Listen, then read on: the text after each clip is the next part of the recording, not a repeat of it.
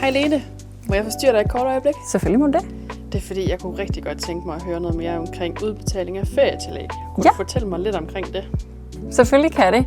Ferietillæg er et tillæg, du får til din løn, når du er ansat, så du har ferie med løn. Tillægget er typisk på 1%, og du får det udbetalt i maj og august måned. Man kan godt forhandle sig til et højere ferietillæg, men det vil typisk være noget, der er i en overenskomst, eller noget, man forhandler sig til med sin arbejdsgiver. Det giver jo rigtig god mening. Men hvorfor er det så, man får udbetalt det her ferietillæg her?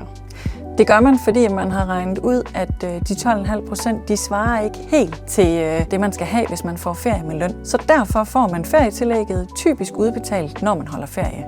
Hvad gør jeg så, hvis jeg som medarbejder fratræder min stilling? Hvis du fratræder, så skal din arbejdsgiver gå ind og beregne forholdsmæssigt, om du har krav på at få noget restferietillæg udbetalt. Det afhænger af, hvor mange feriedage du har afholdt i perioden. Tusind tak for det, Lene. Nu føler jeg, er blevet meget klogere på udbetaling af ferietillæg.